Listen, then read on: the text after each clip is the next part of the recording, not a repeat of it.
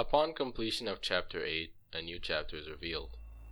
Celeste Farewell is a DLC chapter taking place after the events of the main game. It is the longest chapter and by far the most difficult one. Now, I had been avoiding this chapter for most of my time playing Celeste, as I implied at the end of my first playthrough video. Ignore that. And that was until I decided to finally face it head on and find out not only what was holding me back, but also if I can get past it. The chapter begins on a grassy plain. After a short walk across the platform, reality strikes. Literally. After all of the mockery and later all of the encouragement, Granny had passed away. During Madeline's grief, Madeline appears, indifferent about the tragedy, telling Madeline that there's nothing that can be done and that all regrets should be left behind. Despite her sadness, Madeline actually comes to terms with the fact that nothing can be done.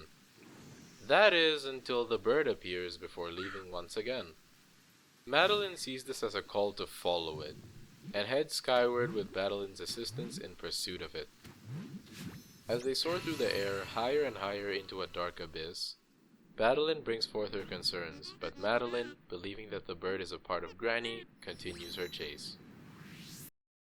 Set in the deep vastness of space, Chapter 9 begins, with Madeline addressing how high they've gone, while Madeline, blinded by her denial of Granny's departure, plans to try and get her back through the bird. Madeline has no intentions in assisting in this plan, causing her to go away. So Madeline goes alone, losing her second dash. On the next screen, a new mechanic is introduced: double dash crystals, fragments of Madeline that return the second dash up until it's used. The setting of the chapter seems to be a mix between space and an underwater ecosystem, shown by the presence of different sea creatures in the background, for some fucking reason. Aside from that, many of the screens centered around the double dash crystals, and also really tested my ability to plan out my approach on certain screens. Going through the first few screens, I thought that the main difficulty of this level was likely from the puzzle elements rather than usual tight timings and precision. Eventually another mechanic was introduced that kinda boosted my assumption that this is a mix of space and an underwater ecosystem: pufferfish. Pufferfish act a little bit like springs, but if you look around one, you'll see a dotted quarter circle. Entering the quarter circle in question will cause the pufferfish to explode, giving huge amounts of momentum to Madeline. After a very suspicious encounter with dream blocks, I eventually found a script where I forgot that binoculars can move downwards, so I spent a few minutes straight up blindly going through it and then... broski! After that painful experience, I reached a checkpoint with an upwards climb. At the peak of this climb was a jellyfish, which I learned is immune to electricity. Jellyfish can be used as a parachute to glide through the vacuum, but once it touches a barrier, which I'm pretty sure is the same one from Chapter 5, it gets eviscerated. Yay! Upon reaching this screen, a cutscene plays that shows the bird basically saying, "Oh, I'm sorry your granny died. That deserves 5 big booms."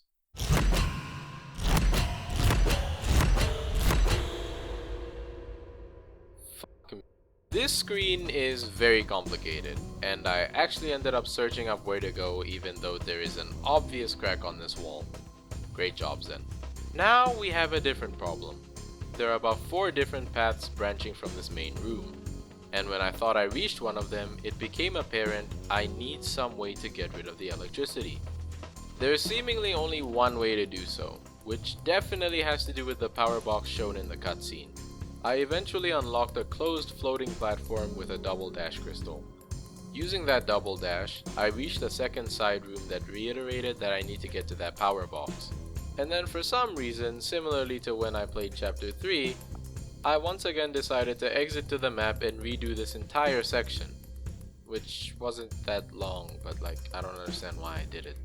During that time, I realized that I was supposed to take the jellyfish down with me to unlock another area with another jellyfish. Using the jellyfish and the dash crystal, I got to the power box. and repeatedly slammed my head into it until it broke. With the electricity gone, I went through each of the branching screens, collecting the keys at the end of each. After finally opening up the path, I ascended towards the next checkpoint.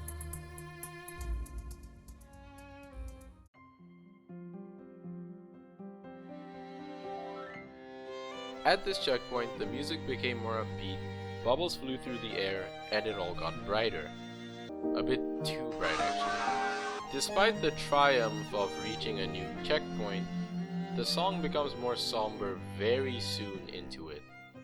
Eventually, on the third screen, I got incredibly confused and had to trial and error it for quite a while actually. The screens in this part of the chapter are a huge step up in both difficulty and complexity. Especially this room. I kid you not, this room took me around 40 fucking minutes to get through this damn screen. And that wasn't the worst of it. I then got to this screen, which I spent like 10 minutes on before actually just giving up. On the chapter. Now I don't know why, but Farewell had me so mentally screwed that I started a whole new save file, rebeat the game up until Farewell, and completed every B-side to make sure I truly felt ready.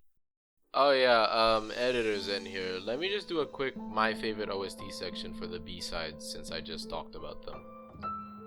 My favorite song from the B-side soundtrack is definitely Golden Ridges by In Love with a Ghost. It's just incredibly chill, and even if I've spent 20 minutes on a singular screen, which has happened way too many times in that B-side, it still never got old, and it's really relaxing too. In fact, this song is mostly what kept me going in the B-side, and mostly what kept me from getting mad. Because similarly to Chapter 4's A-side, which is just the normal chapter, Chapter 4's B-side also had me incredibly confused. After doing all of that, I came back a month later and started from scratch. Now you'd probably think this was a stupid idea, but this was seemingly the best decision I'd made because I managed to get from the start back to where I ended off in 26 minutes, less than a quarter of the time I originally spent to get here. Now because of my significant skill increase, the following screens went pretty smoothly. Eventually, after quite a bit of time, I reached the Crystal Heart, which I promptly collected, but the timer kept going. When presented with a reward, or I guess a distraction, Madeline chose her goal of getting back Granny. Distractions are temporary at such a period of time, and once something comes to remind you, it all goes back.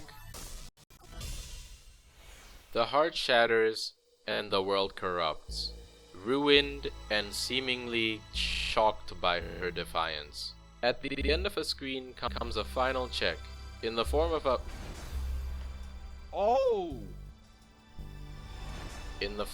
crystal heart wall, which I got past immediately because remember what I literally just said. Yeah, I was ready for this. After getting past the wall, I reached a tutorial for the main movement tech needed in this chapter, wave dashing. Wave dashing is a movement technique that involves dashing towards the ground and jumping off of it once your dash refreshes. Now, I'm not good enough at physics to understand how this works, but it works. From now on, wave dashing is a necessity for progressing in the chapter, especially now.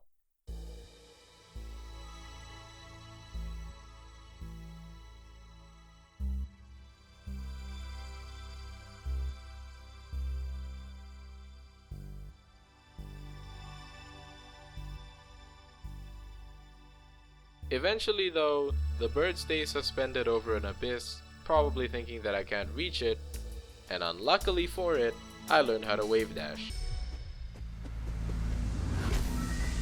Never mind, I just got reversaled. Madeline starts to come to terms with the fact that Madeline maybe was right, before starting to think that the bird is the one stopping her from reuniting with Granny. The world corrupts again, this time because of her anger. A black hole forms in the distance, and the music becomes more triumphant. For real this time. The screens in this section seem to be more fast-paced, bringing back the tight timings that are typical of Celeste screens. Especially on this screen, which I spent about 28 minutes in before burning myself out and hopping off for the day. On the next day, I came back and managed to complete the screen in about 4 minutes. But that wasn't the end of my struggle, since the very next screen took me about 10 minutes. At this point in the chapter, a very old mechanic is brought back, but modified. Traffic blocks, while still acting in the same way, got a visual redesign for Farewell. Now, I don't know if this is an actual redesign or if it's the effect of the environment falling apart like some of the ground has been doing. Anyways, there was then this screen which I completed in a way that was pretty fun but felt very wrong. And after a few relatively simple screens, I reached hell.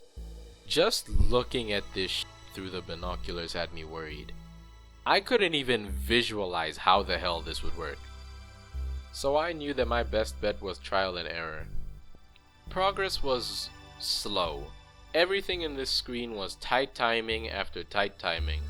For a long while, I couldn't even get to the part where I grab onto this block. Progress had never felt so stagnant, so non-existent. Eventually, I just had to stop for the day. Soon afterwards, I came back, and after a painful 11 minutes, I managed to do it.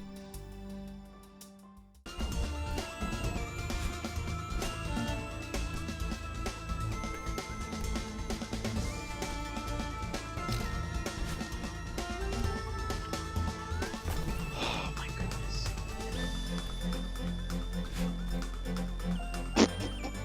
I was then greeted once again by the golden feather, showing me that I was getting closer and closer to some sort of climax or end. And after escaping the tight clutches of crystals, I soared.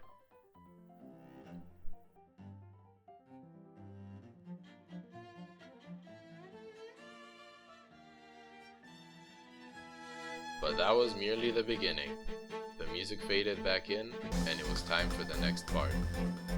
After getting past a very hungry screen, they brought back the winds.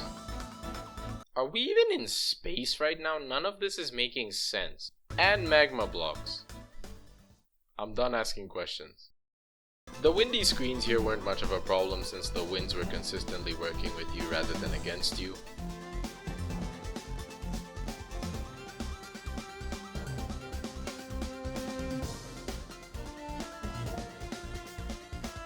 And all of the screens in this section were actually pretty fun. Except for this one. Oh my goodness. This screen had me scratching my head every time I died.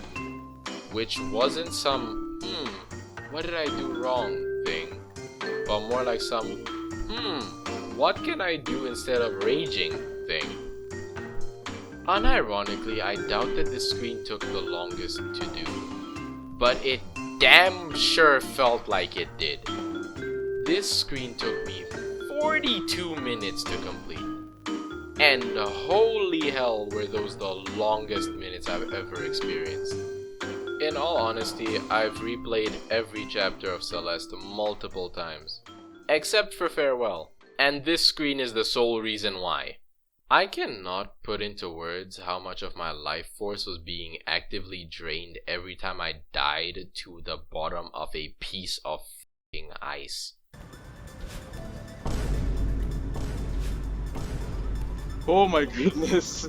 After a pretty long yet fun struggle, I reached another screen where I was meant to soar to greater heights. At the end of this screen was a Battle-In boost, reuniting the two once again.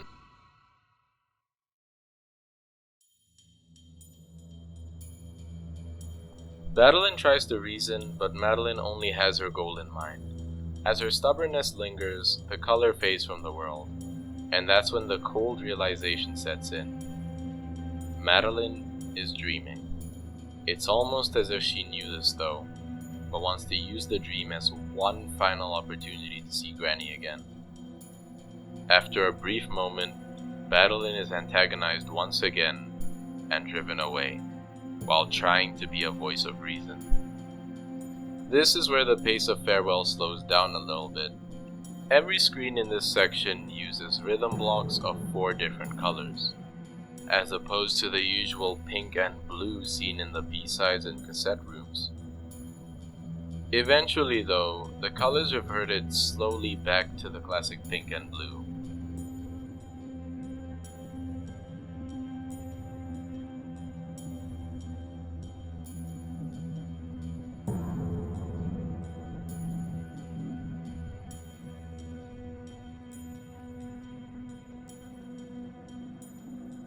And after a long struggle, I met with the bird once again. Worst decision ever to just fly in one spot.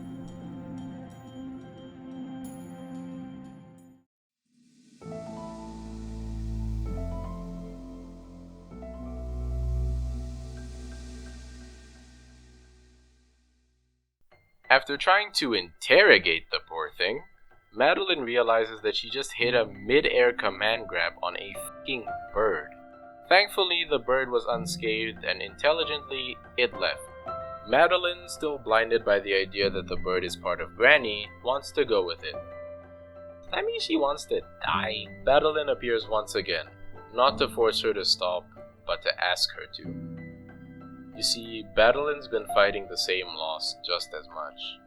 But I guess what she wanted most was to ensure that she didn't lose all she had left when Granny departed, which was Madeline.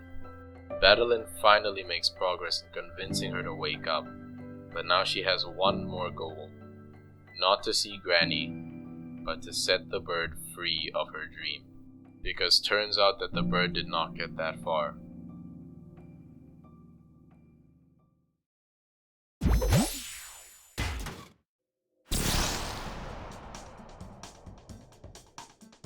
Madeline returns for good this time, but as a helping hand. Instead of getting back the second dash, Madeline boosts are laid out throughout the screens, meaning that Madeline is playing more of an important role. The main objective of every screen from this point on is to create a safe pathway for the bird and yourself. The main way to do this is by disabling a power box. This is done with help from Madeline, who launches you vertically, and the bird, who launches you horizontally. This was the part of the chapter where it became clear that the end is near. The music was more triumphant than ever, combining both Madeline's motif and the farewell motif. Additionally, the screens were now easier than at earlier points in the chapter. As I progressed through the screens, the background became more and more pinkish, and previous mechanics were brought back slowly. As path after path was cleared off, and screen after screen was completed, this is the final screen, Farewell, which is so long that it's considered its own sub-chapter. It is by far the largest screen in the game, and the worst part, which I don't know if it's intended or I'm just stupid, is that I could not see the upper part of it. Yes, upper part. So most of this screen had to be learned through failure. Technically all of it because of the fact that it was kinda difficult to visualize a route. I saw this screen as a leap of faith, and to get through it I had to take the plunge. Progress on this screen was incredibly slow. I couldn't even get past the first few pufferfish consistently, but knowing that the finish line was just ahead of me, and just ahead of a bit more trial and error, filled me with determination. Until it didn't, and I chose to come back the next day. I came back the next day, ready to dive into this screen, and after 25 minutes, I reached a new furthest point, where wind started to blow me forwards, but after a small mistake, I was set back. But I didn't mind it, because if I could make it here once, I could make it here again. And I did. Soon after correcting my error, the wind started to blow upwards. I was going higher than the wind had carried me before. I soared between pillars of electricity, trusting only my instincts and my senses, because this is basically trial and error at this point. And they took me far until I took a risk and paid the price. Minor setback. After crossing the stars yet again, I flew past a school of pufferfish before activating a switch and dying yet again to electricity because I pressed the grab key instead of the dash key. It's alright. This same cycle would repeat for a while. I would spend a few minutes to move one step forward, only to be set back all the way. My faith in myself was very quickly depleting. What felt like minor setbacks at first felt like soul-crushing losses as I knew I was nearing the end, but I just kept falling short of it. An endless cycle of fool me twices, dying to the same things I thought I'd overcome already. As my hope fell apart, so did my patience. I began playing more riskily, setting myself back to a point where I couldn't even get near my furthest reached point. I was starting to give up, but that was until this happened.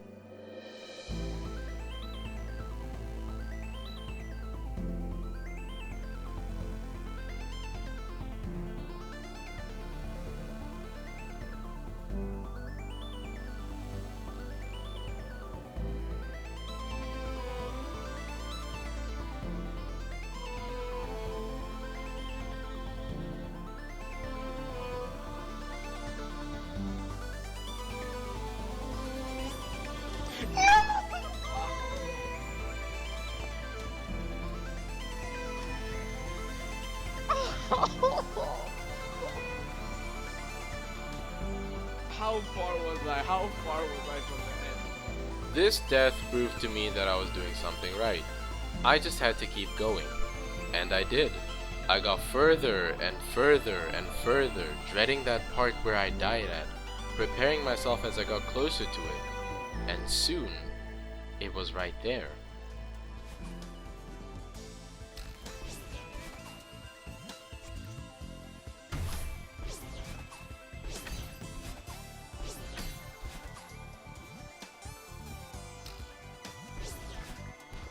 Yes! One next. One next.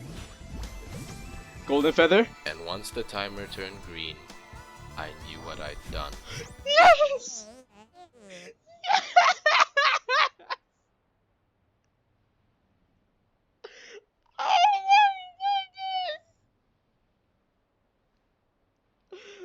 Ah, yes!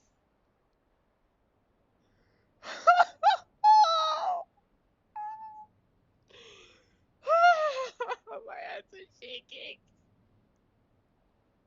Oh my goodness. Yes.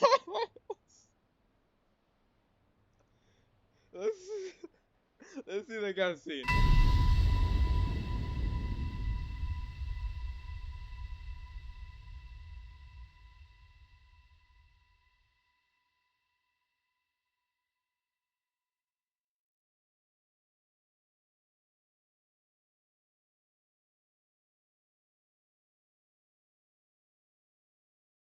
Madeline stands on, "We were just in space, and she went higher. How is she in the clouds? Unless she's dead. But then again, this is a dream. Anyways, here she reunites with Granny one last time, to bid farewell and to let go of what she'd done by missing the funeral. Granny laughs at her apology, signaling that bygones are bygones. And after this, she fades away, and Madeline awakens.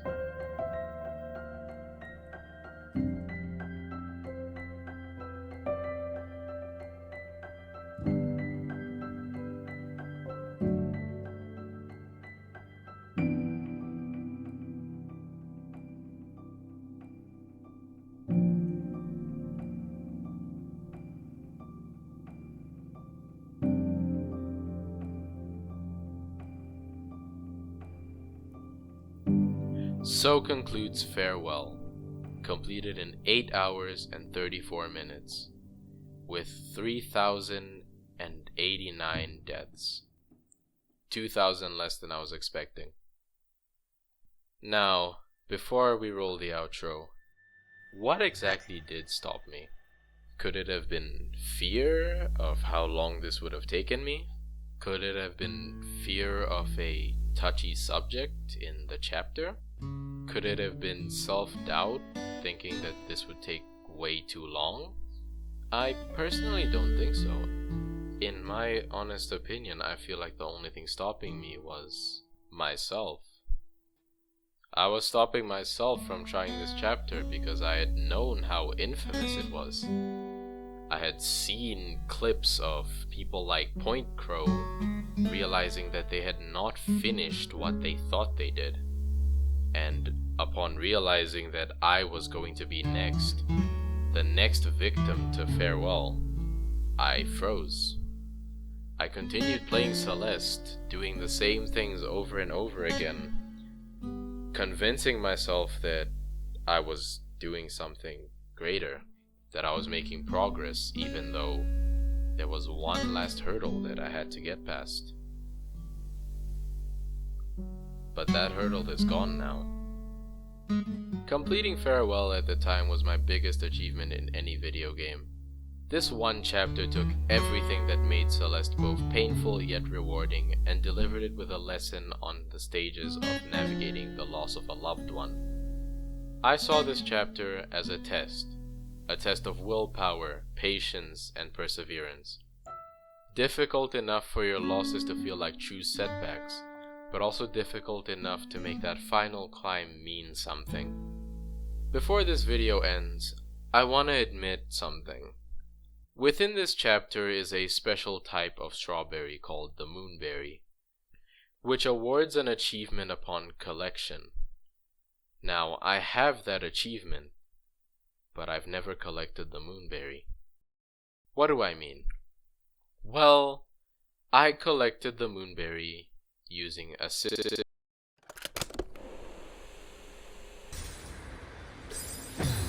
I swear on my life. No! No!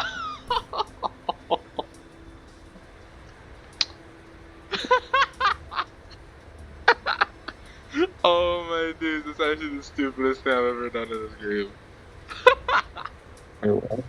I'll be right back, holy shit.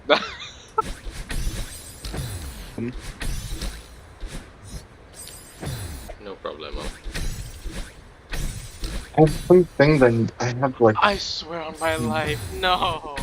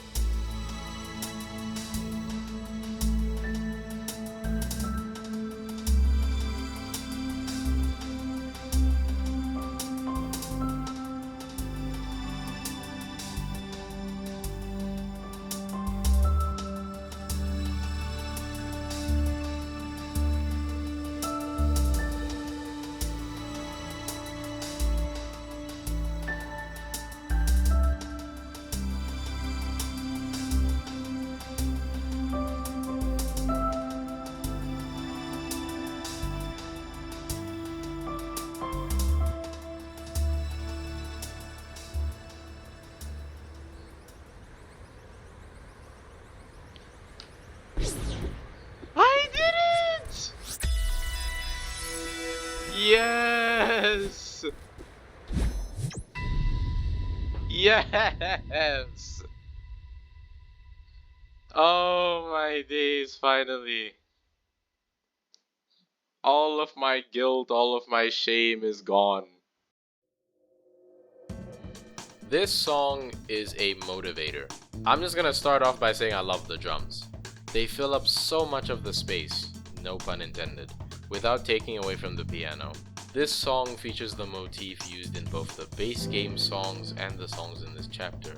This song just tells me that I need to keep going and how I'm almost there. I just need to keep pushing. The middle part of the song omits the drums in order to introduce a different, fluctuating melody that reminded me of all that I'd endured during this chapter. This type of instrument always makes me feel nostalgic. and hearing it here just helped me look back on all that I've gone through, which propelled me to go further. Within the game, this part seems like a small bit of calm before the storm, before what comes next. The final part of the song is more chaotic and more crowded with all the previous instruments. This part kinda makes me feel like I'm being pushed through all of the things that stopped me up until this point. It has a huge emphasis on combining the two motifs using various instruments to make that feeling that all of these previous hardships are also your fuel. This is why I see Farewell as my favorite OST within this chapter.